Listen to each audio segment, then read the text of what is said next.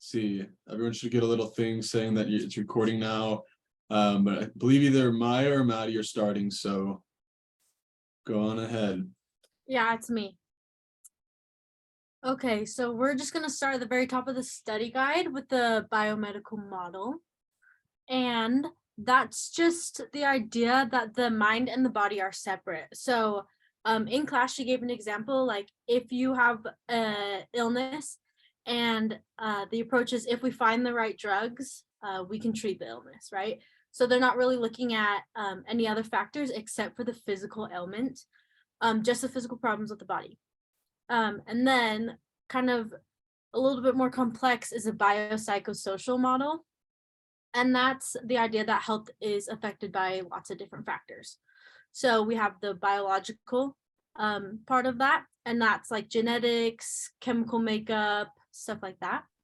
And then you have your psychological component of it, and that's mood, personality, and behavior are the kind of parts that make up the psychological part.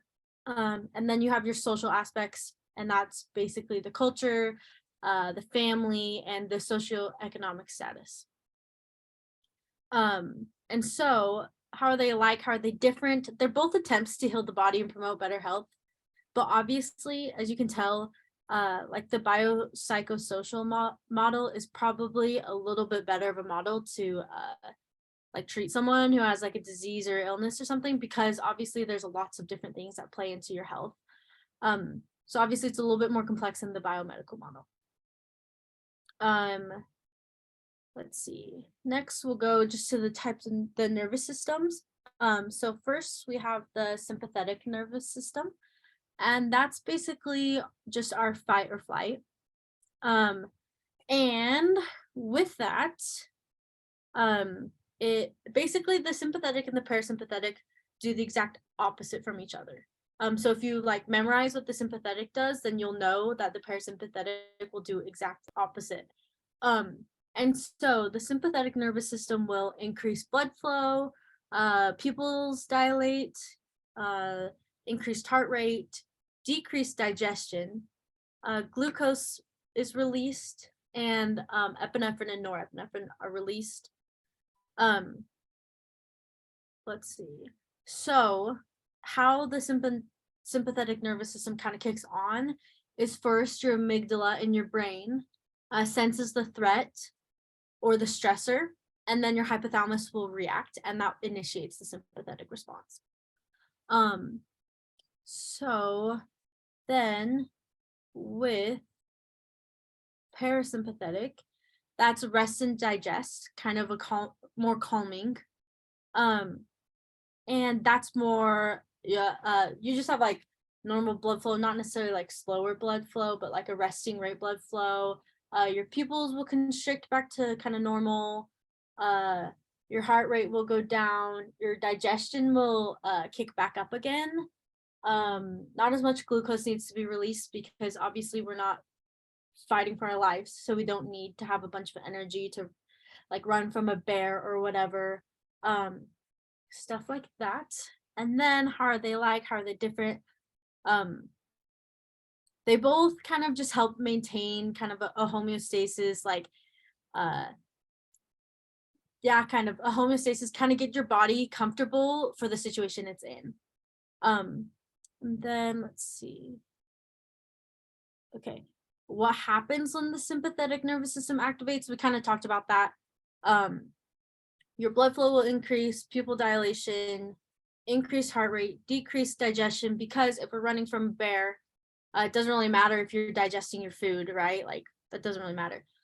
Glucose released because we need the energy. Epinephrine and norepinephrine will cause all of these things to happen, like the increased blood flow, pupil dilation. And it's good to remember that the epinephrine and norepinephrine are released from the adrenal glands that sit on top of our kidneys. And then our bladder will relax and our bronchi will dilate so we can get more air in and out of our lungs.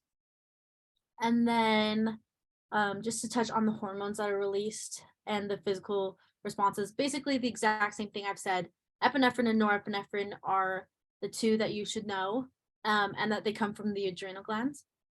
And then I already said this. Physical responses, same thing that happens with the sympathetic nervous system overall, just the increased blood flow, increased heart rate, and pupil dilation. That's just really important to know. And I think that's all. That was really fast. Sorry, you guys. Do you guys have any questions?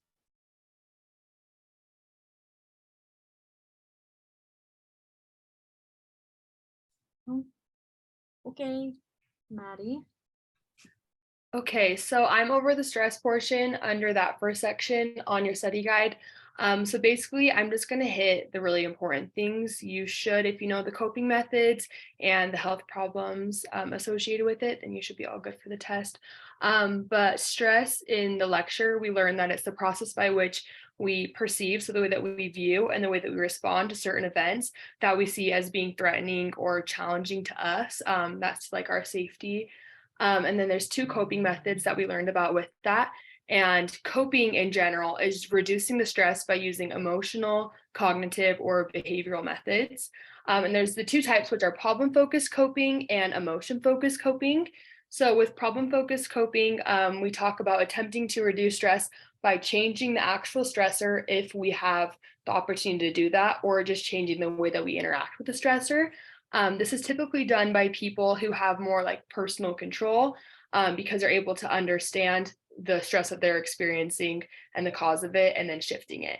So like a good example would be someone realizing that they had stress from like an addiction or something. They choose to enroll in a program or get help or take specific problem solving steps in order to fix that. And then with emotion focused coping, we talk about attempting to reduce stress by avoiding or ignoring a stressor and choosing to focus on our specific emotional needs. So we see this with like health problems and with death, other things that we can't change, like we can with the problem focused coping. And an example of doing that is focusing on positive things or choosing to focus on being really good at your schoolwork because you know that your studying is one thing you can control. And we talked about that chart where you see, is there a problem? Yes. Can I change it? And if you can change it, then you can work on problem focused coping. If you can't change it, that's when you go with the emotion focused coping. And if you can just picture that chart in your head, you should be totally fine. But we talked about that there's a couple of health problems that are super associated with stress. The main one that we talked about was heart disease, and this is physiologically worsened by stress and the cortisol hormones and like the epinephrine and the norepinephrine that are emitted out into your system. But these problems are very prevalent in our society because heart disease is the leading cause of death in the United States. So make sure that you know that for sure. Your heart rate will also increase. This kind of refers to like fight or flight. But with that stress hormone coming into your body, we have increased heart rate, increased blood pressure, increased blood sugar, which means there's a more likely chance for type 2 diabetes. And that's all due from that cortisol and from the other stress hormones. Some factors that help people be less stressed, we talked about like religion, spirituality in class, feeling like you're in control of things. We talked about exercise. And then factors that make people more stressed are things that are out of your control, because our bodies know that we can't do anything to control or change that, shifting us into more of like a stressed out mode. So that includes like health problems, financial problems, anything that you view as being super important to you. That's kind of about it. I should have hit everything that you really need to know. Do you guys have any questions or comments about that? Okay, next section. You guys can just put them in the chat if you have more. All right. Yeah, if anybody has any other questions for those, I guess Maya and Maddie can watch the chat. But moving on to the social psychology and conformity part of the study guide, I think the first thing that I want to remind you of is that we're still going over this topic on Thursday. So if I mention something that you maybe feel like you haven't heard yet, there's a good chance that we're talking about it on Thursday in class. And so, yeah, just by the way. So first off, what was Solomon Ash's study? And remember that that's the study that Dr. Romney basically replicated on the class at the beginning, where she had everybody that was at class on time agree that one line matched the same length as another line on the screen when they really were different. That made anybody that was late to class feel unsure of themselves and maybe even switch their answers to conform with the rest of the class. And so remember that that's what Solomon Ash's study basically was about, and how people responded to it. I already said it, but the concept that this study shows is conformity, which is the way that people are influenced by the opinions of the larger group. And so moving on, she just has a list of concepts to know. And so I'm just going to go one by one through those and kind of explain. So the first one is groupthink. And groupthink is when people are driven by the desire for harmony with the larger group that they're in. And so when this happens, the goal of kind of being in harmony as a group overrides realistic appraisal of what you're trying to do. So a good example of groupthink that has happened in history and where it's had catastrophic results was with the Challenger space shuttle launch. If you're unfamiliar, the Challenger space shuttle was launched with a bunch of astronauts on board, and it blew up right after launch and everybody died that was on board. What fewer people know about is that months before the launch was scheduled to happen, engineers were aware of some faulty parts on the space shuttle. But due to groupthink and this common goal and trying to be in harmony with proceeding with the takeoff, nobody mentioned possibly or in reality faulty parts on the space shuttle. So that's an example of when groupthink led to catastrophic results. So if you're ever feeling like you have an opinion that's different than everybody else in the group, it's still worth bringing up. You don't want to fall victim to groupthink. Next is conformity. And that's basic. That's intentionally or unintentionally shifting your behavior to fit your beliefs in with a larger group.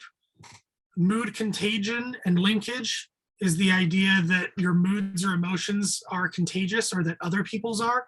So if I'm angry in class, Ian is more likely to be angry. Or my wife's smile is contagious, so I smile when I'm around my wife. She's also the best, so that's another reason. Then we've got group polarization, which is the idea that when you put like-minded people together in a group and have them discuss their shared beliefs, those beliefs or attitudes become even stronger within that group. There's a really good graph in the slides that Dr. Romney shared in class that if this is at all confusing to you, go back and look at that and it should be clear. So people with extreme beliefs one way, when they got together as a group, those beliefs became more extreme. The other way they became, or if they had extreme beliefs in another direction and they conversed with those people, again, those beliefs became more extreme in that given direction. Let's see, where am I? Okay, social facilitation is the idea that an audience can help or hurt your performance depending on your skill level at a given task. I think Dr. Romney went through and had a bunch of people share in class like how this has affected them. So if you're really, really good at playing the piano, an audience will probably lead to greater performance. Whereas if you're like me and you're really, really bad, you're super extra nervous, an audience will probably cause me to perform even worse. Dr. Romney shows an example of this in the slides being like home field advantage in multiple different sport areas. De-individualization. I'm not sure if we talked about this one on Tuesday, but this is when you experience a loss of self-awareness and restraint, which fosters anonymity. And this usually happens when you're involved in a group or oftentimes in group think-minded situations. So for example, people in mosh pits at a concert, fist pumping and head banging and all that stuff, they probably wouldn't be doing that if it was just them alone and people were watching them as an individual. But because they're becoming kind of an anonymous member of this large group, they're willing to behave in ways that they otherwise normally wouldn't. If that doesn't make sense, ask me about it and we can go through more examples. Social loafing is the idea that when a lot of people are working together on the same task, individual effort on the task will go down, as opposed to when a person is individually working on something, their effort is the only effort being measured, so they're going to work a lot harder. You've probably all experienced this at some point with group projects in school. This is one of the major complaints, is that, oh, somebody's social loafing, not really pulling their weight. And it's easier to do it the more people that there are to kind of, I guess, hide behind. Dispositional attributions versus situational attribution, and the fundamental attribution error. So I like to start this one with the fundamental attribution error in general is a tendency for us to underestimate situational, to underestimate situations and and their effect on people's behavior, and then overestimate personal qualities about an individual in relation to their behavior. So best example that I hear often about this is, let's say that you're driving and a person cuts you off in traffic. If you're anything like me, it's because that person is a terrible human being. And that's the only reason why they would possibly do that. When in reality, I'm overlooking the fact that I don't know that their wife is currently in labor and they're rushing to the hospital. So dispositional attribution is attributing a person's actions to the person. So my attitude in thinking that the individual is at fault.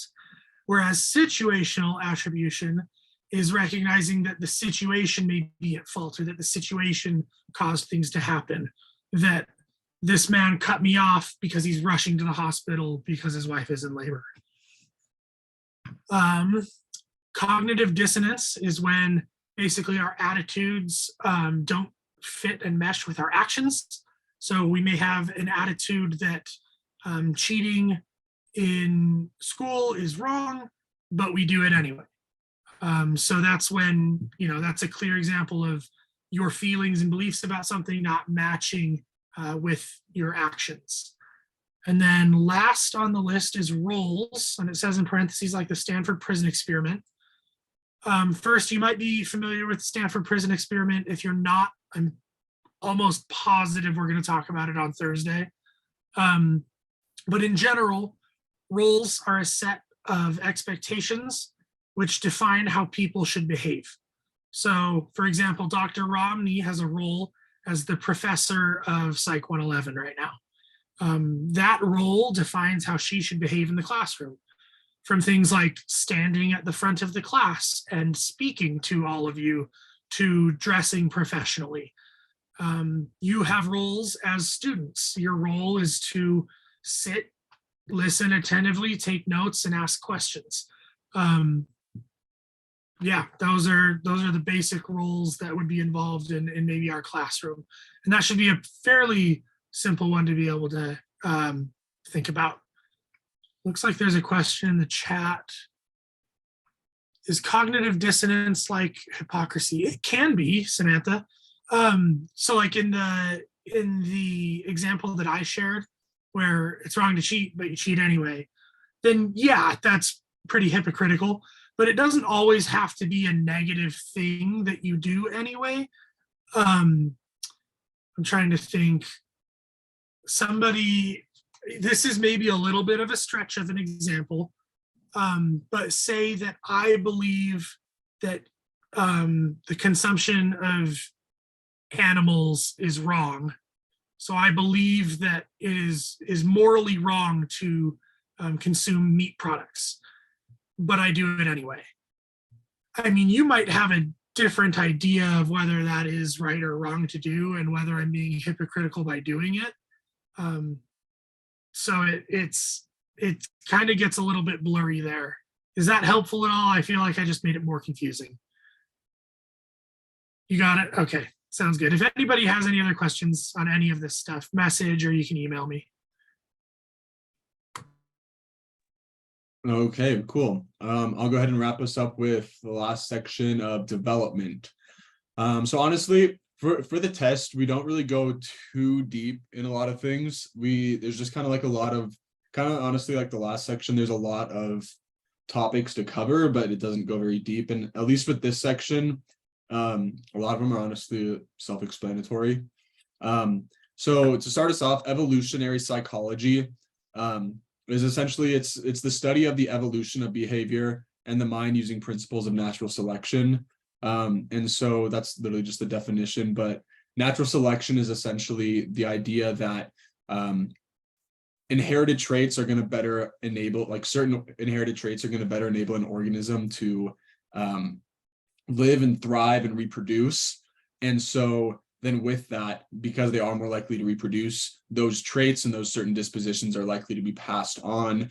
And then with that, in theory, you know, a line of genetics is going to become more and more evolutionary. I don't use the like wrong word here, but it becomes the more favorable traits continue to develop because you're more likely to survive and reproduce. And then continuing on, what are some things that new babies can do? So we talked initially, they have this natural desire to suck, so they can get milk, get nutrients. They can also swallow just by being born. All of these things, they're not things that they have to be trained to do at all. They turn their heads so they can eat. So once again, they have a big natural instinct to eat, and it's because they know that they need food to survive, which is really interesting and honestly quite miraculous considering that, you know, they've been fed with an umbilical cord the previous 9 months. So I think it's something that's really cool. They also just naturally tend to grasp toward objects. They also cry a lot. I'm sure everyone here knows that. Whenever they need anything, their first instinct is to cry. And then also they are especially keen to certain stimuli that tie them to certain humans, especially their mom as well as their dad. So, you know, sounds of voices. And one big thing is that even what they look like, we see that babies tend to pretty early recognize faces. There's that funny example that Dr. Romney gave of how she finds it like ironic that they have electrical outlets designed in a way that tends to look like a face. Kind of dangerous for babies, but that's something that's important to note, that that babies do have that natural innate ability to observe and recognize faces and things like that. Next thing that we're going to talk about is Jean Piaget. I'm not really sure how to pronounce it. I don't want to butcher it. It's Jean Piaget. Maybe Pio. I really have no clue how to pronounce that.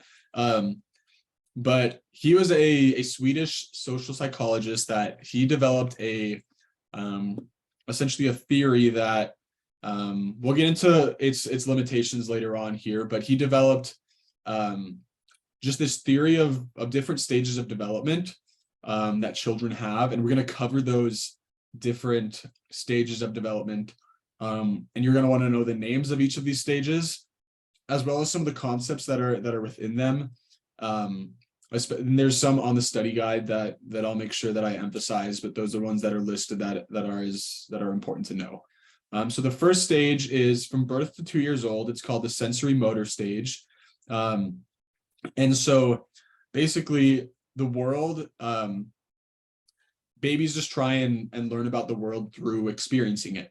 And so a lot of times they just put things in their mouth just because, you know, one of those natural instincts that they have is to suck, to grasp, and just feel the world. And that's a way that they learn. Another thing that they learn from birth to 2 years old in this stage is what we call object permanence. And it's this idea that basically something continues to exist even when it's not exactly perceived. So, you know, a lot of times, here's a good example. You'll take a baby's toy and then you'll hide it behind your back and they're like, whoa, where'd the toy go? And then you pull it back around with the other arm and their eyes get so wide, like you just did the coolest thing ever. Like it's shocking. And that's because it's this idea that they have not yet developed object permanence, understanding that things are still existing, even though it's not within their realm of understanding of what they see. Another thing that they have in this stage is they get really anxious and upset when they're not around whomever their caregiver is. And so if they're, they're left alone and they don't know where mom is, they'll cry, they'll scream. So those are the big things from the sensory motor stage as well. Once again, I just want to emphasize that this is from Gene's theory. We're going to come into a few limitations later on that show that this doesn't always necessarily apply in some cases. But the next stage is from 2 to 7 years old, and this is the pre-operational stage. And so one thing is that they learn language, they learn how to speak, start to develop that part of functioning, but they don't necessarily understand logic yet. And then they also don't understand conservation yet, which in my opinion is kind of a very specific thing to be considered as part of development, but it is something that's here within this theory. And it's something that's listed on the study guide that you want to know. But it's the idea that things, they have a certain amount of something regardless of the container. And so a good way to kind of maybe scar you and think about it is, if you've ever gotten blood drawn, you'll go and you'll get your blood drawn, and they really only take a few milliliters of your blood a lot of times when they run tests on it, but it's ran in this tube that just makes it look like it's so much blood. And really it's so, if you look at this container and you see like, whoa, this is an entire vial of blood. But if that were to be poured out into a little small clear cup, it would be like nothing. And so it's the idea of conservation would be understanding that even though it's in different containers, a blood vial in comparison to a little glass, conservation is understanding that is the same amount of blood, even though it's in different containers and may look larger in one. The example she gives in class is a picture of milk, but I think the blood one sticks better because, for me, even when I get my blood drawn to this day, it still makes it so I feel like a child because I think my conservation hasn't yet fully developed. Next thing we're going to talk about is still within this pre-operational stage of 2 to 7 years, and that's egocentrism. And that is basically you're only able to see things from your own point of view. And you believe that just everyone else sees exactly how you see things. And so basically you're right, you're always right. I feel like everyone here has had experiences with young children and understand that, toddlers don't necessarily always think that, they never really think that they're wrong. Another thing still in the same pre-operational stage 2 to 7 is what we call theory of mind. And that's beginning to understand, it's typically learned at about 4 years old. And that's beginning to understand that other people have their own mind, and they start to, like, they have their own ability to their own mind. And I vividly remember this because I remember when I was like 4 or 5 years old, I remember just having this thought. I'm like, whoa, like I exist, I'm my own person, but like my mom and dad downstairs cooking dinner are also like their own people and they have their own minds. And I just thought that was really cool. Also kind of random that I still remember that, but that is what the theory of mind is. And so that kind of finishes off for the pre-operational stage of 2 to 7 years. The next one is from 7 to 11, and that's what we call the concrete operational stage. And so some things that are important to this, there's really only one slide about it because it's a shorter little section, but they're able to perform, do higher level math, and they start to do certain operations and certain processes in their mind that help them begin to think logically, and they're able to reason things through a little bit better. And then the last one here is formal operational, and that's 12 to 18 years old. So, as you kind of become, we'll just say, deacon to pre-stage within the realm of the church. And I don't know if they still call it like beehives to laurels. I think they might have changed that terminology. I'm not sure. But some things that are included in that is, first of all, moral reasoning. That one is pretty self-explanatory. It's just this idea that you have a set of morals or beliefs as to what you believe is right. And that starts to begin developed and formulated in those years. The next thing would be abstract thinking, and that also is pretty self-explanatory, where you just have complex thoughts and you're able to think about things in a different way. I'm sure a lot of you guys remember in high school a lot of classes where teachers made you think of things in just a different way, and you started to formulate those thoughts that you hadn't necessarily thought of, not just from your own point of view, but even from your own logic. You're starting to take things from a different perspective. And so if you guys want to just be able to look over this all in one area so you can kind of formulate what you need to know, there is in the slides from class a chart that literally has all that information that we just talked about on a slide where you can see that all together. I feel like a lot of times I just tell you guys to look at the slides, and I know that can be kind of annoying, but really, I mean, everything from the test is from there. So if you understand them, then you'll do great. Last thing that we'll talk about is the issues with Gene's theory. The issue with it is that it's not just set in stone. You know, this isn't something where you can, because everyone is different, you can't put exact timelines onto when things will occur for each different person. And so a big problem with it is that development is really more what we call continuous, or it can happen really at just different time periods. A big example of this is when it comes to object permanence. Typically not supposed to be developed until later on in the sensory motor stage. They've seen that children as young as like 5 months old, they are able to start to understand that a little bit. And so that's not something that's just concrete and can be stated for everyone across the board. Another thing is that there are just other theories. We didn't really detail any more of the other ones, but there are other psychologists that have come up with different theories of development. And so last thing is the marshmallow test.